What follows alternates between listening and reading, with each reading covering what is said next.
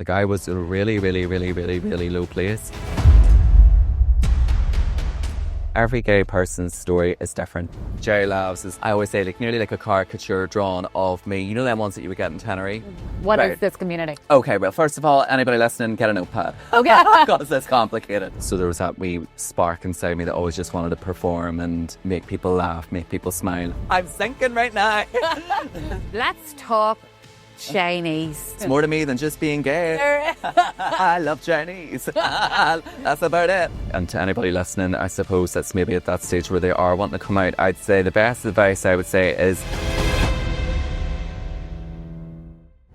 Over the years, the Dig podcast has grown so much, and that's because you've been subscribing to our channel, following on Apple and Spotify. So I suppose if you haven't done that and you're listening and you love our content, if you could follow on Apple or Spotify or hit that subscribe button on YouTube, it means that we're going to be able to keep doing this, that I can keep bringing the team along with me, have great guests like you've been hearing, and it just means a lot to us. So that's just my little ask for you today. And now we're back to the podcast. Welcome to the Dig podcast. My guest today makes me laugh out loud, really loud, like where I can't stop. But he also makes me think about a lot of things. My guest is Gerry Lavz, and a lot of you will know him from social media, from his brilliant podcast, Pop My Cherry, and also from Q Radio. He's a host on Q Radio and he's amazing. But I suppose I want to speak to people on the podcast from all walks of life who do lots of different things and have different life experiences than me, because that's how we learn. So I reached out to Gerry and asked him would he be my guest today, and he's here. Yeah, I'm here. Welcome to the Dig podcast. I feel like I was saying earlier, I was like, this is like Cool Island's like Oprah Winfrey, isn't it? I am very impressed with that. I was like, I'll take it. I'll give it to you. It's a production. It is. It is. And I'll take it. Anything to do with Oprah, I'm there for it. Gerry, thank you for being on the Dig podcast. Thank you for having me. Honestly, I'm really, really looking forward to this. I think we're obviously going to have a great conversation. We are very different though. Yes, we are. But that's good, because that's when you learn, when you're with different people. Exactly. So I've never had anybody on my podcast before where we've talked about this topic. And when I said to you, Gerry, will you come on and talk about being gay? Yeah. You were like, right, what do you mean? But I suppose what I want and what I always want from the podcast is people to listen and say, well, I learned that from that. I got to hear from someone that I wouldn't normally speak to and find out about that. So I don't even know where to start other than tell me who Gerry Lavz is. Who's Gerry Lavz? So, well, I think there's kind of two things. I always say it's kind of like Katie Price and Jordan kind of vibe. So very much like Gerry Lavz is, I suppose, what most people would know, like the online personality is very like, you know, I always say like nearly like a caricature drawn of me. You know them ones that you would get in Tannery? You know, like well, you go there more than I do. Yeah, you go on holidays more than I do. Behave. That would be kind of, it's a more animated, amped up version, but then there's Jared. So I'm very like... Who's Jared? I'd say introverted, quiet, kind, a bit more softer. And then the other man's like the showman kind of thing. Mm-hmm. But very much both a part of who I am. Like even whenever I was a child, them two personalities existed. So very much like an introverted extrovert, like very much like quiet, very observant, really read the room.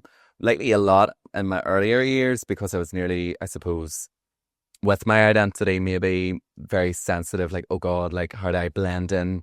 So I was always very aware of my surroundings.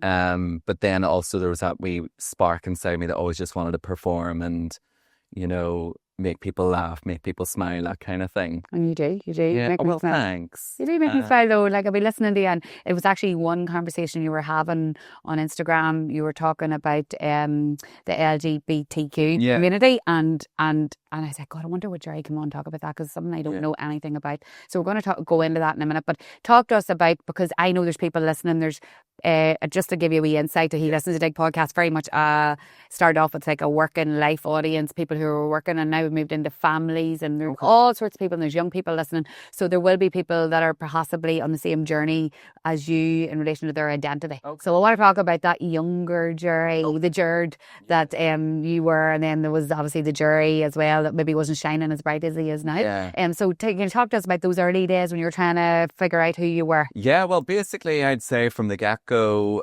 I suppose it's kind of like you naturally start to notice that you're different, I suppose, because the world is kind of built a certain way. So it's kind of like, like I always say nearly like, Mother Mary, no room in the inn kind of vibe. So I couldn't find my inn, and very much like I knew like, whenever I was younger, I was very feminine as a child. But then quickly you start to face that like rejection, maybe like certain kids maybe didn't want to play with you in the playground, we innocent things, it was innocent, but you start to feel that kind of rejection. And then I suppose when you get older and start to approach like your adolescent years, you're starting to become aware, this thing like you are gay. And I remember whenever I was growing up, it was very much within a time of, do you remember like Pop Idol? So it was like, it was nearly like this big thing, like Stephen Gately coming out as gay. It was like a front page news story. Will Young coming out as gay.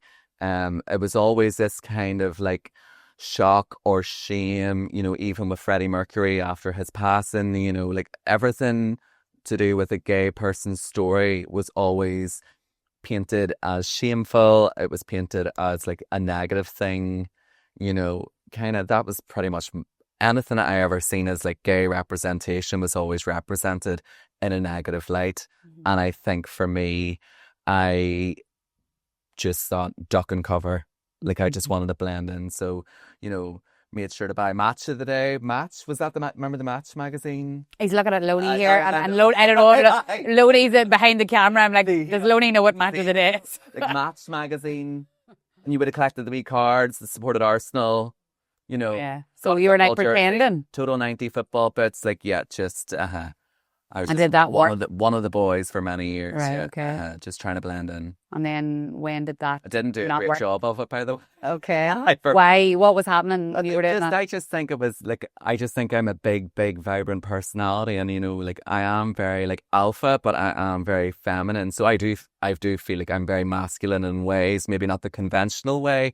You're not maybe going to find me, on a building site, I'm not like a macho man, but I'm very like a masculine alpha personality. I'm a strong personality, but then also I'm very soft and I'm very feminine. And that femininity, I suppose, really outshone. So I suppose people could clock it.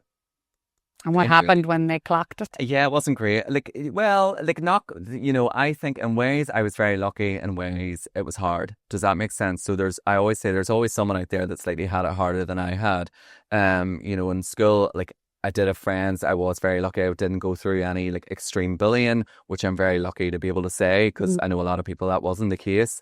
But yeah, like, could I have made it to maybe like a Maths to English class without maybe being called maybe like some sort of homophobic slur once or twice, And I remember back then, whenever I was a teenager, you see, if I was called that, it was something that really it crushed me. I felt like it nearly felt like, nearly everybody laughing at you, and just this really core feeling of shame. And then it's kind of funny now at 31 years of age, like if somebody, like obviously with the online world, like, I get comments like that all the time, to be honest. And it's like, it doesn't even faze me. I'm so desensitized to it. You could call me like, and I don't want to use the words here because I don't want to really encourage the usage of them, but like, like the F word, or like, the different words that people would use to negatively describe a gay person. If I hear them, I don't even flinch, which is kind of like great to be able to survive it, but also it's kind of like, well, it shows how much damage has been done if you don't even react. I don't even react. No. So I'm thinking of all the young people that are listening, Gerry, are maybe going through that part of school at the moment, and social media now makes it more where they can be. It's not just walking from English to Maths. No, it's at home too. And we're going to go on through your journey and all, and how you actually came out and everything. But what would you say to them, people, to build up their resilience to that? I mean, I know it's a journey, but have you any advice for young people that are maybe going through that now? So this is where I look at where, like, if I could have done things maybe like differently, like, I suppose, my time period was different to what the time period is now. What's great about today's day and age is it's a lot more liberal minded. It's a lot more open minded. I feel like, everything's a lot more integrated, like with religion and everything. So I feel like we live in a more like multicultural and a more inclusive and diverse society. Everything's blended. So then with that, then there's so much more representation. There's so many amazing shows, TV programs, like lighthearted ones, very serious topic ones, you know, and I think there's a lot more resources out there. So I'd say for me, I felt alien. Like, you know, the only thing I seen in the media was like Will Young or this, and it was all negative. And then I'm experiencing negative things in school or homophobia. So I felt like I didn't really have anywhere to turn. Meanwhile, now I would say really like, you know, embrace your culture and embrace, you know, the queer community, because there's so much that is out there. So I think if I was watching maybe say a certain show that I loved and seeing somebody that reminded me of me, I maybe would be a bit more like, well, that's okay. So that's, you know, I believed. Do you get where I'm coming from? What's that? They was reality at that time. Yeah, my whole world told me that it was something I should be ashamed of. Yes, so thank God things have changed. They've changed. But there'll always be the people that push against it. And of course. I suppose that's all about resilience, and we'll talk about that now. But so who was your first person? I'm trying to give people an outlet that maybe haven't come out yet. How did you come out? Yeah. So mine's wasn't. I think sometimes the one thing I'll always say, and to anybody listening, I suppose that's maybe at that stage where they are wanting to come out, I'd say the best advice I would say is the one person that you feel calm around, that's your person, you know, like, so say for instance, my mum, I love my mum to death, but my mum is a warrior like I am. So my mum wasn't my person to tell first. My dad is so easygoing, a very calm kind of person, non-judgmental and very, you know, very open-minded for a man, like, you know. So I just gravitated towards telling him, and it was more of a stage. I don't think I maybe fully realised, you know, my sexuality, but I knew that I felt like, I suppose, confused feelings. So obviously I had a conversation with him, and he gave me the best advice, very logical, very rational. He said, you know, like, look son, you know, this is nobody's business. You take your time to figure out who you are. Life can be you can have two different like lives. Once you go left, you'll live a different life. Once you go right, you'll live a different way. And once you take that left or right, there's kind of no going back from it. So you could live a life of misery if you suppress it, but once you come out, you're going to face so many different adversities in life. You know, it's not an easy life. So, but he did say this. He goes, don't waste any time figuring it out, because life goes by like that. And that always stuck with me. So, and he was always very much in my corner. Like, you see now, like Dad, so he's always the one being like, oh, will you see, like, he's done this video, or will you see, he's been doing this here. Okay, he's on the radio now. Like, he's like my biggest, you know, like, hype man. Genuinely. Unreal. Yeah, and which is so support. Not traditional. Like, no. Actually, you never hear that story with men. And I'm very, very lucky, because that's not usually how it goes. A lot of people face a lot of rejection, especially when it comes to like their father. I have a lot of friends, a lot of people that I know, they didn't have that. I'm very, very lucky. Yeah, it's very rare that happens. I know. You know. Because you hear stories about people maybe haven't been asked to leave the home or things, and that's heartbreaking. As a parent, I'm thinking of myself in that situation. Nobody knows how they're going to react. To turn your back on your child. Aye, that's hard. That's a hard conversation, and thankfully it's not one that... No, I know. And that was the part I suppose... that I always I think that's every gay kid's fear, is that rejection. But that's good advice you give about finding a person that you feel calm with, isn't that what it was? And let that be your person that you perhaps confide in. And it mightn't be a parent. No. It might just be someone that you trust in that way. But I think that kind of first step's important, isn't it? It is. It can mould you into how you're going to go. People where I know where they've maybe told somebody that maybe it was their best friend, but maybe it's if you trust your intuition, you feel, who do you feel calm around? And for me, it was him. I didn't want to tell a friend just yet, because you know, like I think I was like maybe 17 at the time. So you know, friendships are, you know, you don't have that level of emotional maturity, I suppose, in a friendship.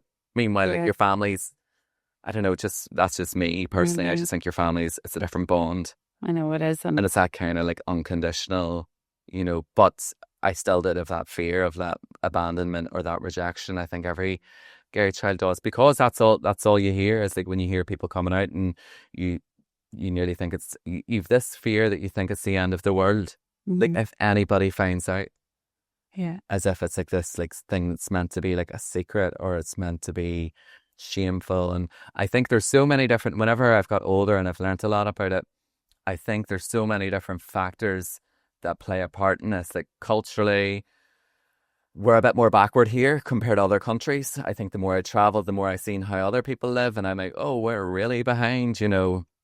And then as well, I do believe, you know, and I don't want to pivot it against religion, but religion does play a massive part of it. And I would be very much a religious person, but I have a conflicting relationship with religion because in certain ways I'm like, well, you know, like I do believe I'm a good person and I practice in the way that I practice, but then there's this big barrier. There's a barrier. And I suppose that barrier, limits me from getting closer to God or to, you know, to my like religious connection. But, you know, there's just a lot of it where I just question. There's question marks. You Do you know, see a are we not all change? I do see a change, yes, especially with like, you know, with the Pope. Yeah. What was the last Pope called? Pope Francis died, and now Pope Leo.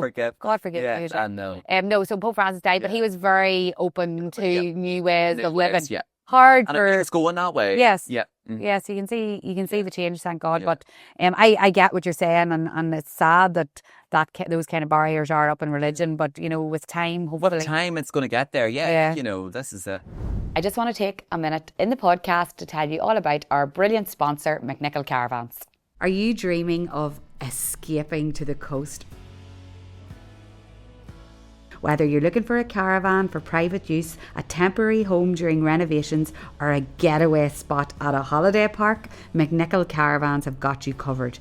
They provide caravans that suit you. They've got the perfect one waiting for you. Whether it's new or used, they offer a wide range of caravans to suit every lifestyle and budget.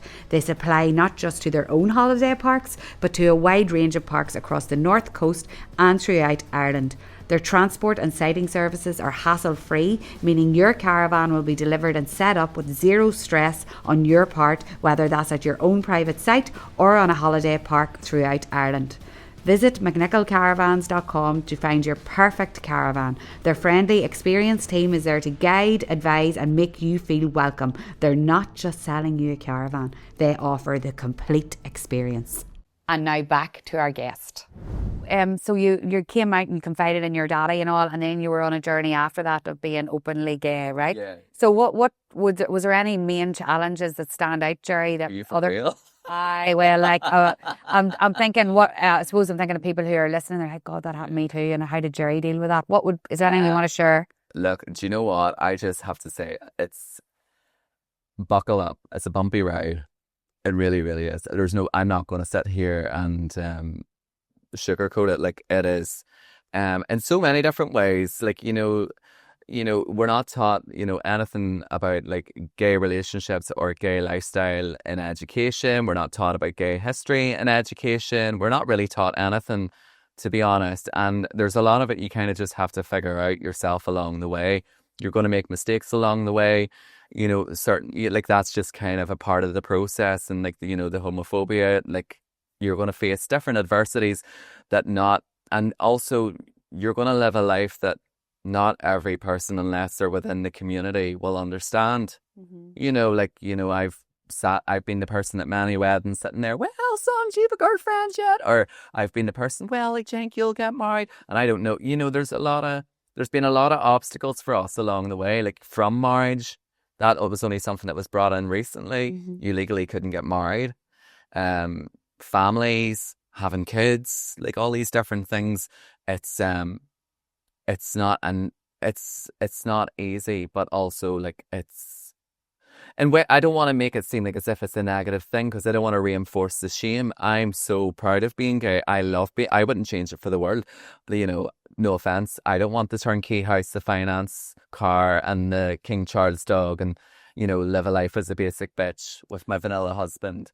It's not for me. I want to live a vibrant and fruity life. Like that's just the way I want to live, more cosmopolitan, more like, so it's, we're all different. We are. What you will like, so it does come with adversities, but it's the path you're meant to be on. But how do you stay strong with those adversities? That's what I'm trying to find out. Time, therapy. There's nothing I can say here that can be. There's no. I fix. couldn't write a handbook here. Okay. No. And this is the thing. Every gay person's story is different, or anybody within the community, and that's it's such an umbrella. You know, like when we talk about the LGBTQIA community, there's so many, and there just keeps. You know, there's so many different identities within it. That's what I want to talk to you about now, because this is the fear. Yeah. Even there's 2 more initials added on there that I didn't know. Uh-huh. So this is from my perspective, when I listen to you talk on Instagram about the LGBTQ community, and I actually had before we came on here, say that over and over again so that I don't miss a letter. I know. Because I'm afraid. I know. So I think a lot of people don't embrace certain things because they're afraid of saying the wrong thing, not knowing what it really means, who these people are, and how we should be. And so I want you to help me and the people who are listening to understand what LGBTQ means and the other abbreviations that you've added on and what that means for us as a society. So start at the start. What is this community? Okay, well, first of all, anybody listening, get a notepad. Okay. Because it's complicated. No, it's not. It's but it is a wee bit. It is a wee bit, right? But the thing is, so you have to. So the first of all thing, there is no. It's all about intention with me, right? If you ask the wrong question, but you're not meaning no offense by it, it's not coming from a place of hatred or a place of malice. It's okay. That's how we learn. I don't know everything about different cultures or walks of life, but I have to ask the question. That's being curious. So I'd say, obviously, if we're going to break it down, so L is for lesbian, G is for gay, B is for bisexual, T is for transgender. That's male and female, so transgender male, transgender female. Then the Q is for queer, and then the I is for intersexual, which I've only learned kind of recently. And the A is for asexual. And then the plus is kind of just anybody within the umbrella. Like, there's a lot to cover. And if you think about it, that's so many different kind of identities. We're all very different. So I'm different to like a lesbian woman. I'm different to like a transgender man or woman. We're all very, very different. And it's understandable that people who are not part of that community would be confused. Completely. So if people are listening and they're feeling like that, that's normal. Because I before me and Gerry came on, we had a run through Ian, what that stood for. So it's very, very important people know this is normal to be a wee bit confused. Yeah. So then what does it mean? What is that community? So basically it's if you kind of like, for me, I had so when we go back, if we're going to go back to whenever I came out and didn't really know how to be gay. I didn't really have like gay friends, didn't really have I wasn't really like within the community or anything like that there. And then I think only in the past 3 to 4 years, you know, through doing like therapy, learning a lot more about myself beyond being gay, like, you know, like different, you know, like say, really doing that work on yourself and your personal development. And then, you know, watching shows. There's so many amazing shows, such as like the kind of touching like LGBT history, from like the Stonewall riots to the AIDS epidemic. You know, like how that was all, you know, like that was a community that was completely like exiled. You know, and there was so much misinformation with HIV, and there wasn't resources. Like it was just a horrible, traumatic time for that community. I can't even imagine. But you need to know all this stuff. Pose is a great show. It's about like the ballroom scene in New York City, and that touches on Black transgender identities and their lifestyle and how it was growing up for them. And, you know, like, but we're all very different, you know. What was it you asked, Sarah? I'm trying to figure out. So this is a community of people, all very different. So very different, yeah. What is this movement? Are we part of this movement? Yeah. Is it just no? So I think people nearly see it as, so say for instance with things such as Pride. So Pride, the first ever Pride, it was a protest. It was a protest for human rights. Okay. That was where it originated from. Pride now maybe has a bit more of a different meaning, but that is still the core of what it is. So with a Pride event, it's not about. It's basically the fight's equality. For us to be treated equally. You don't have to get us. You don't have to understand every single part of my lifestyle. I won't understand every single part of yours. But it's having mutual respect, and that's the part. And we'll not really get, our community won't get that without your community's support. So we have to integrate, we have to merge, we have to have the conversations. You have to say the wrong thing for me to be able to tell you about this is the right thing, you know, and vice versa. Do you know what I mean? There's always going to be people, though, that set their ways. Well, I'm just trying to think, if I say the wrong thing to the wrong person. Okay. Not everybody. I'm cancelled a bit. Right, okay. You know, so people, that's why people are afraid. I think we live in a society now where you're actually not allowed to say the wrong thing, even though it might be very innocent. Yeah. So there needs to be an acceptance on everybody's part. Doesn't there? Like, 100%. Because there can be a very volatile kind of reaction on all kind of aspects of conversation when you're approaching a different community, that you've said the wrong thing, but you didn't mean no harm. Well, then it's like, look at it like this. So say, for instance, if I was nearly very like... if I was, so say say with whatever was coming my way, if I was retaliating back aggressively and very like, you likely, I wouldn't be sitting here right now, you likely wouldn't have approached me to have this conversation. Do you know what I mean? There has to be an approachability on both ends. Yeah. You know, and I've learned that through time. I'm like, right, well, you know, if I have my walls up and you have your walls up and I'm standing way over in that corner and you're standing way over in that corner, well, we're never going to integrate. And if we don't integrate, we're not going to have the conversations. And if we don't have the conversations, we're not going to be able to understand each other, because we're going to by having a conversation, you understand what makes you different, which is okay. But you also understand, oh, wait a minute. Like, you see the amount of times I've maybe, say, met like straight people, maybe at a wedding or something, and they're like, say they could be talking about something, maybe cars. I'm into cars, football, different things, but also I'm into like feminine things. I'm, you know, like drag race and different shows. And I could be having a conversation. They might be talking about, I don't know, like a Subaru, or I don't know, I might have a comment or like, oh God, like I didn't expect you to know that. And I'm like, yeah, well, like, you know, being gay is not the only characteristic that I have. You know, like we will have similarities as well. I think that's just... And I've had conversations with people from, say, extremely, like, they're extremely religious. And by that, what I mean is, you know, they really take it very literally. And I'm able to have respectful conversations with them. You know, their lifestyle, like, there's parts where I'll disagree with their religious ideologies, but I wouldn't disrespect them because that's their religious ideologies, but I expect the same respect in return. These are basic human principles. Do you know what I mean? Like, yeah. How do we coexist? I know. That's what it's all about. Like, you know, it's a big bad world. You know, we all have to be able to occupy space in it.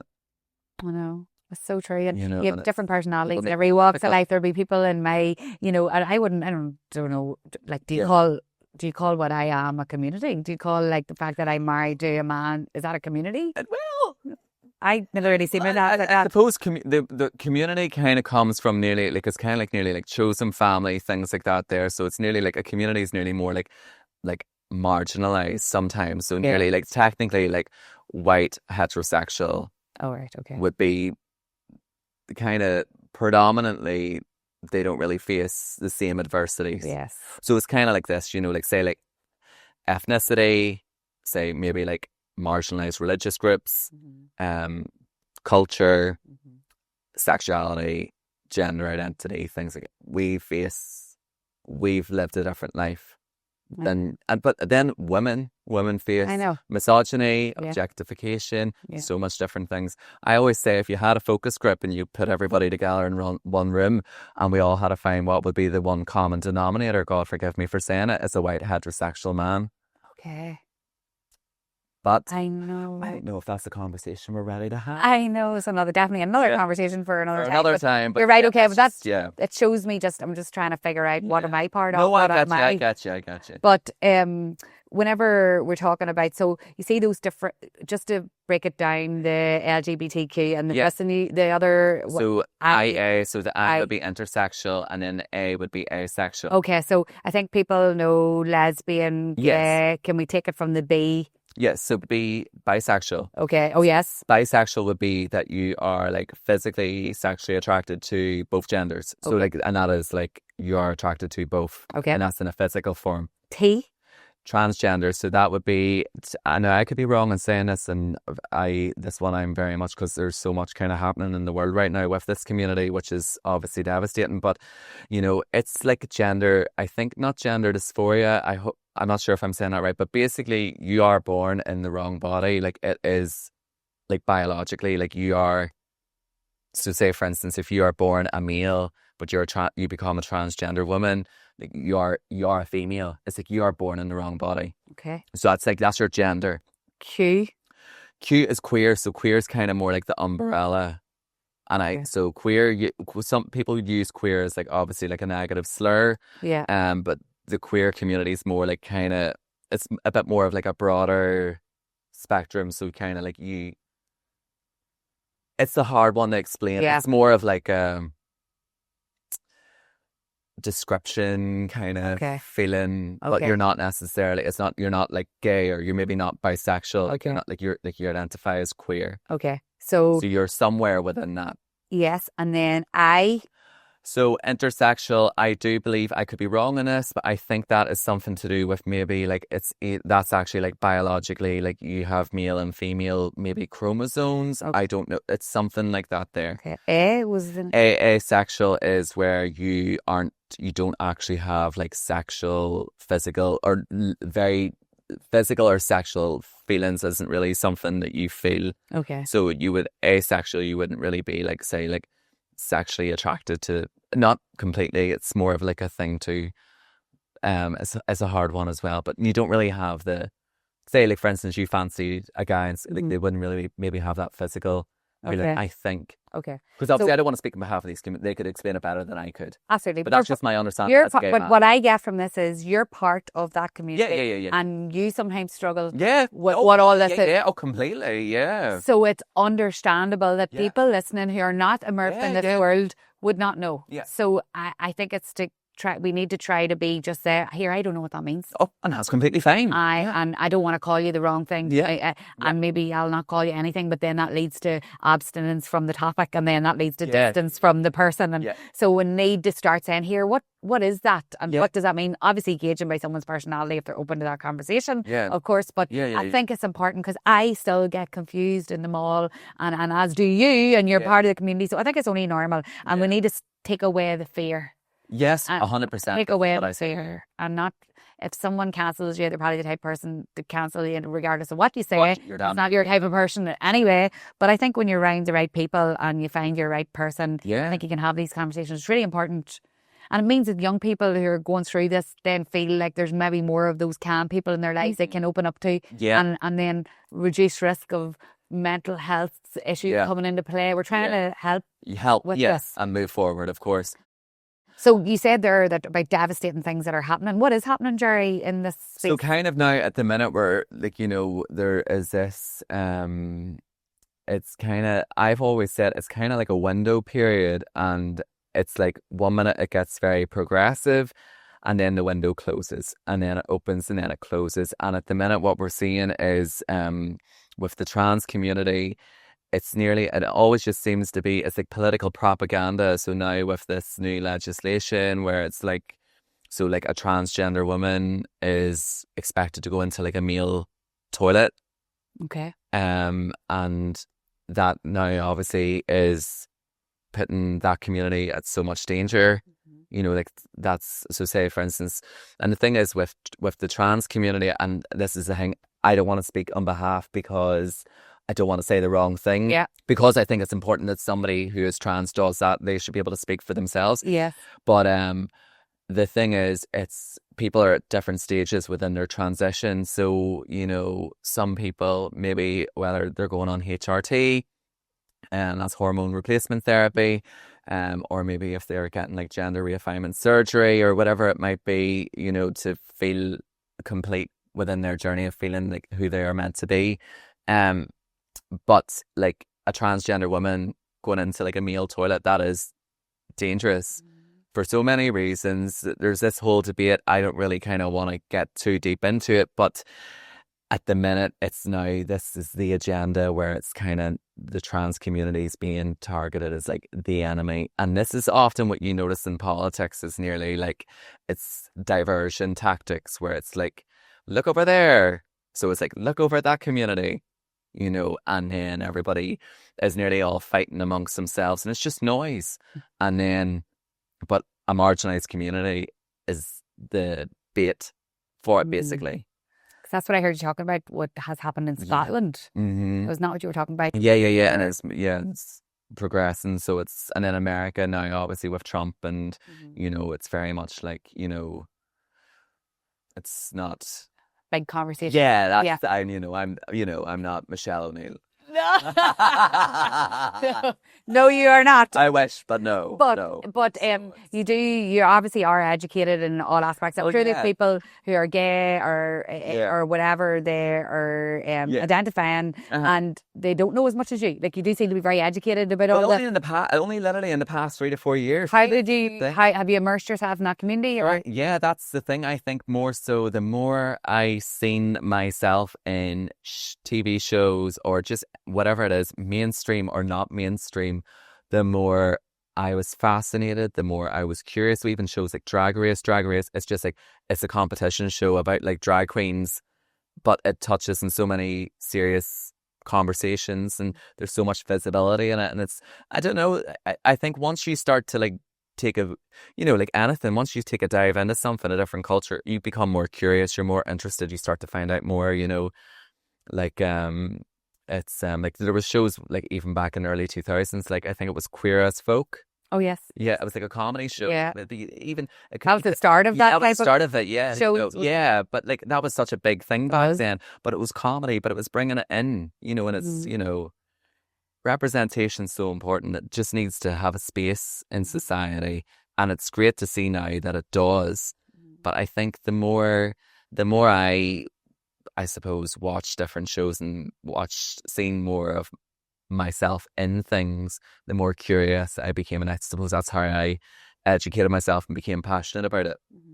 What advice would you give to people who are not part of LGBTQ community but want to feel like they're embracing it? What advice would you give to people like me, people that are listening? I say ask the question. Don't be afraid. Don't be afraid. Like, we're not the enemy. Like, and this is what I mean, like, as if we're all categorized in a group. Like, as if I'm, like, like, there needs to be a community, yes. But also, we need to all integrate. Yeah. Do you know what I mean? We shouldn't, like if we even go back and, like, our country, we've experienced it firsthand.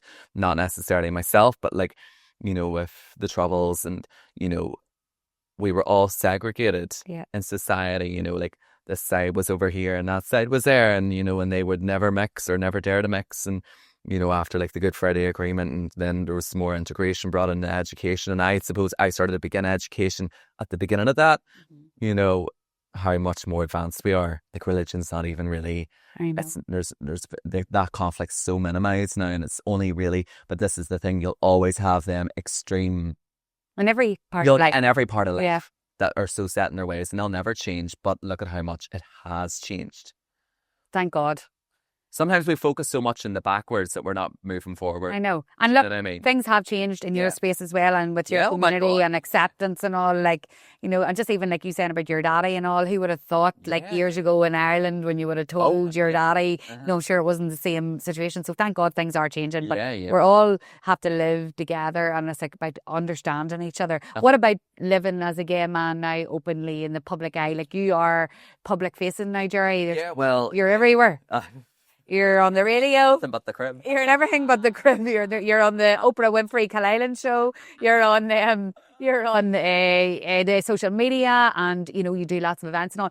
Being a gay man in the public eye, obviously you're very much sometimes immersed in that community at your events and stuff. But in places where you're not, is there any times you have to face adversity, or you have to think, right, I need to be resilient here? Like, you get it all the time. You get you get it all the time. Like, it's like a lot of the stuff I do is very much like within like the commercial sector, I suppose. So like I do a lot of stuff, like say like Pride or different things, and I'm very flamboyant. I make sure I always am myself, So you mean Gerry Lavz? Yeah, or Gerry Lavz, a bit of both. Well, Gerry Lavz more, but they're both the same, in ways, but very different. But that flamboyancy I bring to everything. That's just my character.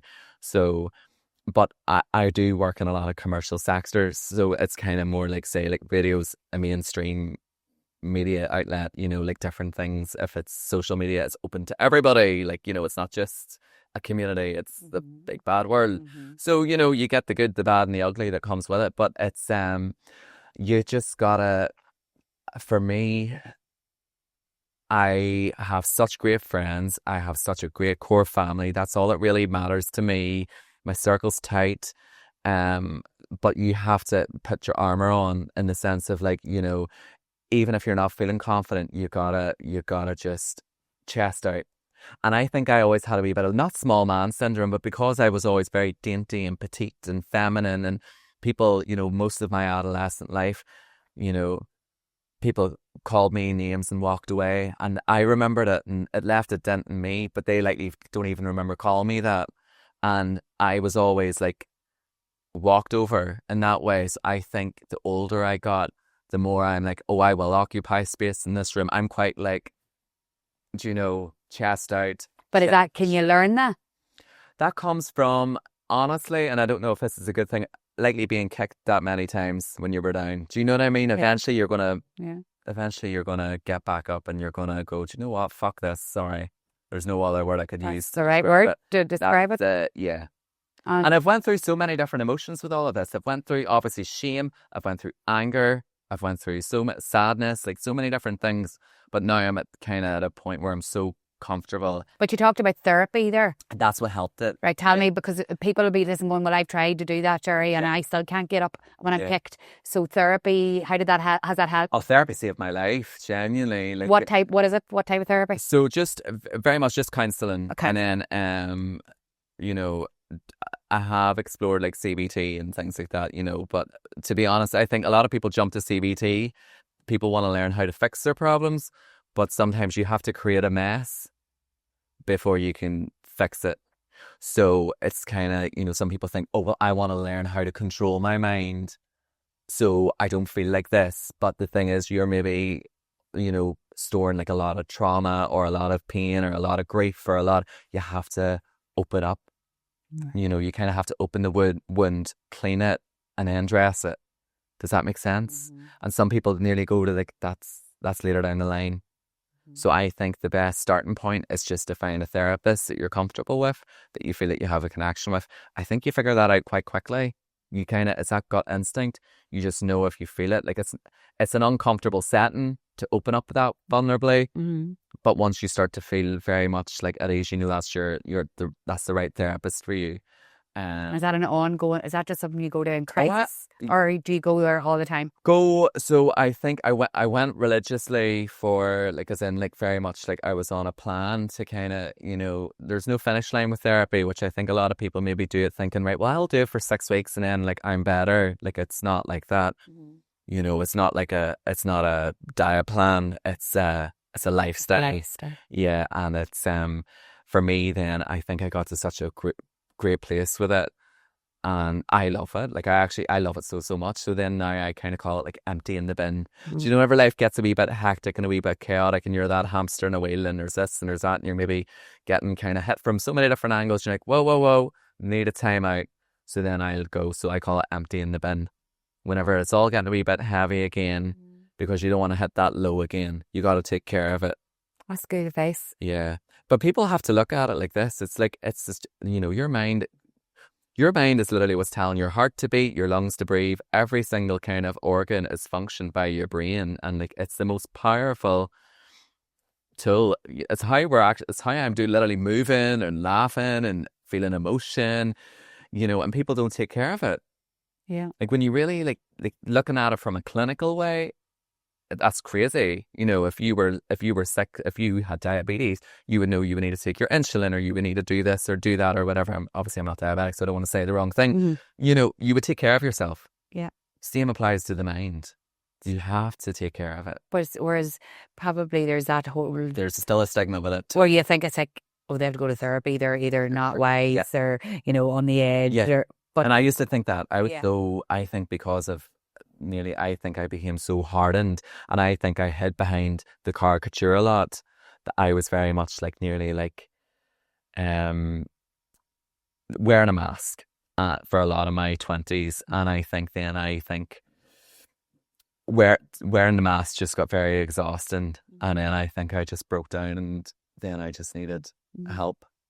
How do people get that help, Gerry? If they're listening, where's the best place to go to reach out for that? So like I find everybody's different. So, for me, I think it was, to be honest, it was a friend, so I don't it was a friend that had recommended, she just seen it in me. She was like, you're spiraling here. You're not yourself. And, I'm just saying that this is what I've done. And it really, really helped me. This is a therapist that I went to, and she was fantastic. And what's the harm in giving it a try? Okay. And then I remember, like, before even going for the very first time, I was like, oh my gosh, like, what if this doesn't work? Like, I was in a really, really, really, really, really low place. And my friend was like, well, you have to go in and make it work. You can't expect it just to fix itself. You have to be vulnerable. You have to open up. You have to look at the good, the bad, the ugly, and accept it and make peace with it. And go on that journey of self-discovery. But it's crazy. You learn so much about yourself. But then it's funny, because anybody who does therapy that's listening to this will likely understand this. You think that you're going to get to a finish line, and then it's like, right, boom, that's it, done, abracadabra. It's not. It's something that will always be in your life. But then also what you gain from it is such a deep level of empathy. Like, I never would have maybe been as empathetic as I am now to people. In People what way? different.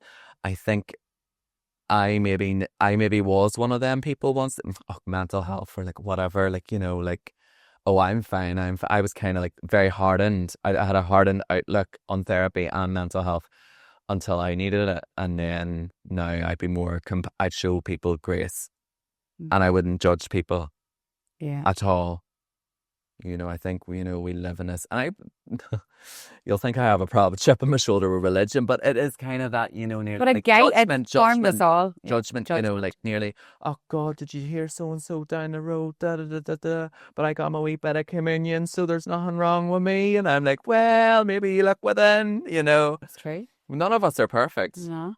We're all human. We have to make mistakes. That's what makes us human. And I think when you show grace to that, and be a bit more compassionate and be a bit more empathetic, it's Life's better. Life's better that way, yeah. I know, it's so true. I suppose for people listening, we're maybe going to link some support services for therapy. Yeah. Maybe I know there's a great website that has and I don't know it, which is unfortunate. So if it can be linked below, but it gives you like a full kind of portal of, I suppose, counsellors and different therapists that are within a region of like Northern Ireland, maybe in the south as well. Okay. So then it means then you can find a therapist that's near you that specialises. So whether it is maybe addiction, maybe it is, trauma, whether it is grief, whether it is, whatever kind of like, like eating disorder. There's so many different, you have to find the right one for you. Yeah. So certain therapists specialise in certain things. Yeah. So at least there's a website that we'll find that and we'll link it. Yeah. Just for people, because people will want to, and actually your first protocol can always be your GP as well, for to maybe direct you in different ways. Yeah. I'm just saying off the record, by the way, I'm not recommending my therapist, by the way, because she's flat out anyway, and I can barely get an appointment. It's like getting a hair done. Like, I can barely get a blow dry. Like, I'm like, girl, you free? I need you. I'm sinking right now. She's like, no, we'll not link her, or she'll be overwhelmed. 2 weeks from now, I'm like, so now I'm gatekeeping her. No, we'll not disclose any therapist, but we'll link a general website for people. Yeah. Gerry, You find her. Let's talk Chinese. Oh, God, ahead. Right. So we've talked about, the heavy stuff in your life and all, and whether one admit it or not, it can be heavy for some people to talk about those things. Yeah, but I like to touch on a heavy thing in a lighthearted way. And you do. And you made me feel very comfortable in asking. Well, I'm glad, right, okay. Because I don't know sometimes. And Jared, my husband's Jared, so I've said Jared a few times, and I don't mean you. We're all of that kind of, afraid to talk about things. So, and I've said the wrong thing too, by the way. Loads of times. Jesus, loads of times. Hi, give us an example. Well, like, even now, but, like, it's obviously, so, like, you have non-binary now, and, like, I've pronounced somebody, so to explain that one there as well, non-binary is, so if you look at gender is like a binary of, like, so it's beyond, like, the biological, like, male, female. So it's kind of like masculinity, femininity, and to be non-binary is they feel like they don't conform to either or. Okay. So they just prefer to be like, they don't want to be, I suppose with gender, male and female, like say there's so much like expectations, stereotypes, like, characteristics, and they kind of feel like it's more of like a free spirited kind of thing. Yeah. They're very much tapped into like their masculinity, their femininity, but they just don't feel gender as a description for them. So the pronoun would be like plural. So then that took me a while too, like where it was like, well, like they, them, I see that as like discussing like a group of people. Yes. I've always been like him or his or her, so that took me a while, but it's, but also I've in them situations I was like, oh, sorry. And then they're like, oh no, like don't worry, like it's all right, Yeah, you're really better to like, acknowledge that you don't know. I was like, oops, like, sorry. And then they're like, no, like don't worry, like completely fine. Yeah. This is just how I feel. Like, everybody's different. I know. But like, and this is the thing, there's no like handbook and there's no like this is the way you have to treat every single person. It's until you just have conversations. You need to say the wrong thing, and you might meet somebody that might be so like nearly like aggressively like offended. But that's on them. That's on them. You weren't meaning no harm by it. Do you know what I mean? So you're a good person. There's people in all communities that are always going to challenge you when you've made a wee mistake. And I think you have to realise that. You're always going to meet different personalities. Yeah, but then how do you move forward? I know, it's hard because then you can feel so fair. You're like, I'm never going there again. For instance, you said something very innocently towards me, right? Yeah. And if, say, for instance, I then very aggressively like push against you, then you're going to put your wall up. And then the next time you've an experience with somebody within my community, you're going to be absolutely petrified. To even say something. Sure. Do you see what I mean? Yes, I see it. So it's and that's probably what's happened to a lot of people too, in different ways on different sides of the community. Yeah. So let's spell that. I think with the communities, from the community's point of view, I think like they've went through so many different adversities in their life that there's so much. It's like so. And for me, I was once that you have to let go of the bitterness and you have to let go of the anger. Yeah. Unfortunately, that was the time period then. That is the way I grew up. That is the adversities I faced. I wouldn't change anything. It's made me who I am today. How do we move forward? Not pivoting against one another. And like you're talking about this situation, we're talking about this situation, but that's for everything. That's hold on to bitterness about any situation that's going to hold you back. Yeah. I know. Keep it moving. I know, and Anna dipped into Chinese there, and then I'm back, and now I'm going to bring it up again. I meant that keep it moving as in progression. I know why. But Chinese too. Chinese. And we talk about Chinese. Why are we talking about Chinese for people who don't know? Gerry, them know, Cara. I'm going to let them know. So Gerry makes me want a Chinese. There's more to me than just being gay. I love Chinese. That's about it. Tell us about the Chinese movement. Yes. So basically, I've always loved Chinese. I can remember my first ever Chinese. I remember we were in bed, and then I remember my mum and dad calling me down. It was maybe about like 8:30, 9 o'clock at night. It was a beef curry fried rice with peas and onions. I need it. I just only have. Oh, don't even. But they were eating the Chinese, and they called me and my sister down. They're like, "Do you want a wee bit?" And we always would have had a glass of milk with curry. Yes. Do you do that? Oh yes. Yeah. Oh yeah. Essential. Yeah. 2 liter on the table. On the table. Oh, because you need it especially if it's spicy. But yeah, no. So I've always loved Chinese. And then I don't know how it all started, to be honest. I think I was eating one day and I was like, here, do you know what? I might just start like reviewing like random Chineses. So, into the car I went. I've been is it double up? Yes, it is in Can Island. I've been, lovely Chinese. I've been to Cushendall. I've been to Derry. I've been to Coleraine. I've been Belfast, East, West, you name it. I've been there. But the way you do it. The plate. Now, I have to say, I don't like watting people eat, but I love watching you. Really? Why is that? It's not so weird. I don't know. But and then I'm like, Gerry, look, Gerry, Lavz. He's in this deadly Chinese and Cushendall. Gerry's like, are you actually looking at me to go there? Oh, don't. But you have I think it's what I'm trying to say, you have a deadly way with you and engaging your audience, very normal. And it's the way we're all thinking, big glass of milk, plate in the car, horsing in your friends normally beside you, loving life. Aye.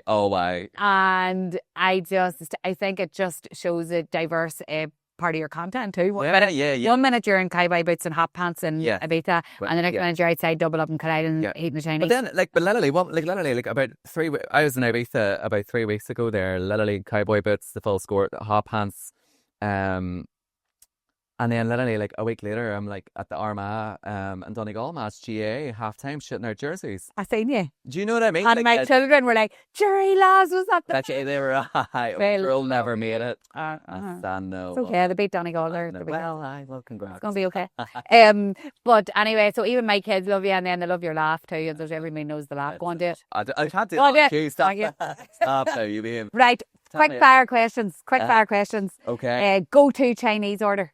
Oh, right, okay. Can we do like, right, look, if this is like a death row kind of meal. Yeah. Right, okay. So you got to have a bit of a pick and mix. So salt and chili chicken, smoked crispy chicken, chicken balls, vegetable spring rolls. It's a death row meal. Don't judge.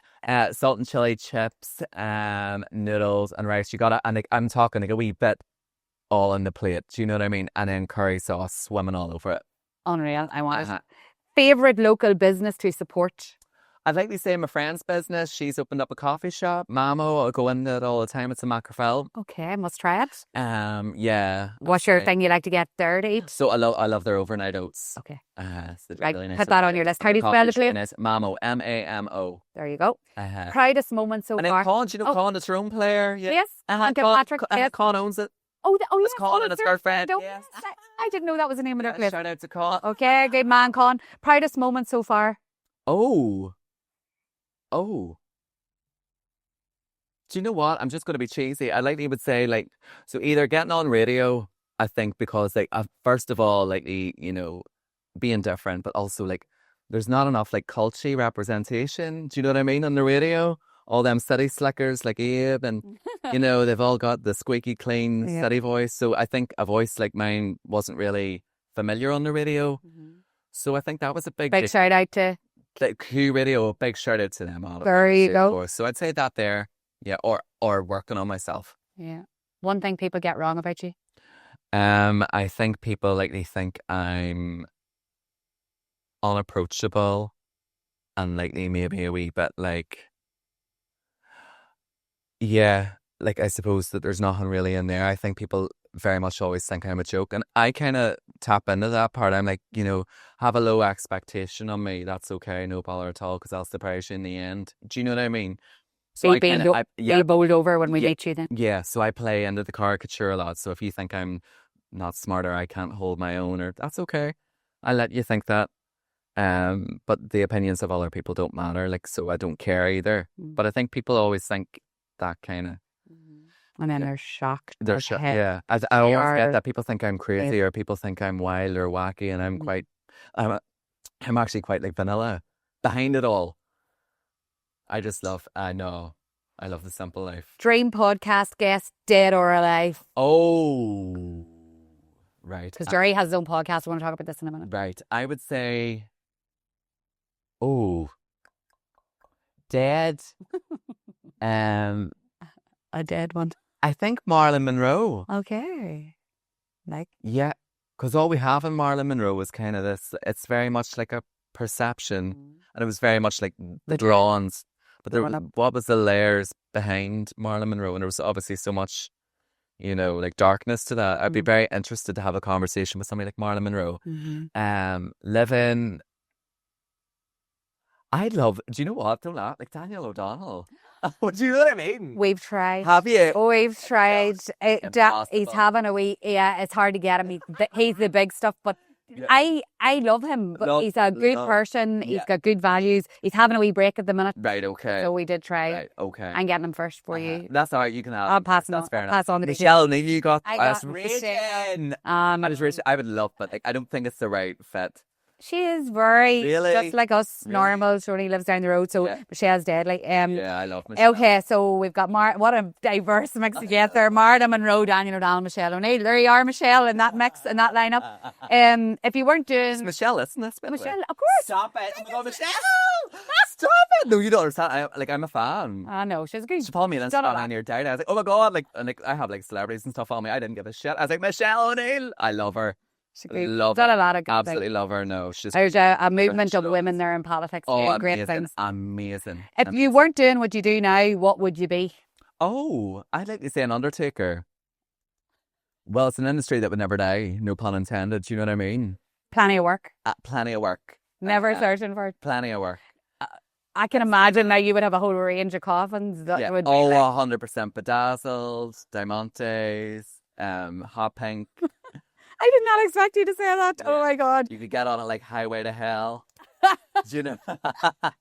Sorry, I could keep going with the quick fire questions, but we'll be here all night. I want to say that I love talking to you. So I met you when we went away on like an influencer trip with Buzz Off, like Burnout to Buzz Off and Bumblebee, but didn't know you. Yes. Didn't really have time to get to know you on the trip, but could see how nice and warm, genuine person you were from a distance. And likewise. I followed you on since that and love to see all the things that you're doing. You have your own podcast. For people who don't know, tell us what it is so that they can go and listen. So yeah, I would say I think what you do, by the way, is incredible with this. Like, you know, it's something I personally couldn't do. You know, I'm not really good at I'm good at talking about my own thing, but I'm not the best maybe at difficult conversations. I'd say mine's is definitely a bit more like falls into the we touch on social things and social issues in a comedic way. Yeah. So breaking the taboo. So, you know, every conversation, you know, it's very like kind of Graham Norton-esque, kind of it's fun, it's a light listen. We can touch on serious subjects in a lighthearted way. And yeah, it just kind of ranges. We have like dating dilemmas, so we get everybody to send in their dilemmas. So there's always gist with that there. Like you're hearing like people's love troubles and stuff, and then we try to give our advice on it, and then we get different guests on and stuff. So yeah, it's kind of like nearly like a gay chat show. Yes. Kind of like Graham Norton. It is Graham Norton-y kind of. It is. I love it. Where can people, what do you call it, and where can people listen? So Pop My Cherry, you can listen to it on Spotify, Apple, all the different listening platforms. And then we also have a video version on YouTube as well. And then there's loads coming up with that there. So brilliant. We'll link it in the show notes. Yes. Oh, thanks, Carla. No probs. And then how can people follow you now, Gerry, if they want to connect maybe about some of the topics we've discussed today? Yes, give you feedback or reach out. Maybe they're going through the same journey. Yes. Where can they do that best? So I would say, first of all, so Gerry Lavz, Instagram and TikTok and an underscore. So at Gerry Lavz _. And then obviously like feel free to send me a message. Anything in relation to this type of stuff, I'll always answer and respond to. And then I suppose like things that are coming up, like Pride is a big one. So Belfast Pride, it's coming up now at the end of July. So if you are maybe like, say for instance, like, you know, you're maybe not ready, but you've came to terms with the fact that, you know, you are maybe outside the box. You know, there is no shame in that. But it's a journey. It'll take you time to get to the place where I'm at now, where you're comfortable in your own skin. But I think going to things like Belfast Pride, it's fun, it's vibrant, you get to see it all. Like, you know, even just, you know, go shopping that day. Do you know what I mean? Go shopping that day and, you know, just make sure you happen to fall into the parade. Just fall into the parade. Make sure you're walking up, you know, around Belfast City Hall, around 1:30. You'll see it all kicking off. You'll see the Queens, you'll see myself on the floats, giving it stacks. I love it. I can see you're actually like jumping on your feet. Last year we done it where I was on Q Radio's float. So yeah.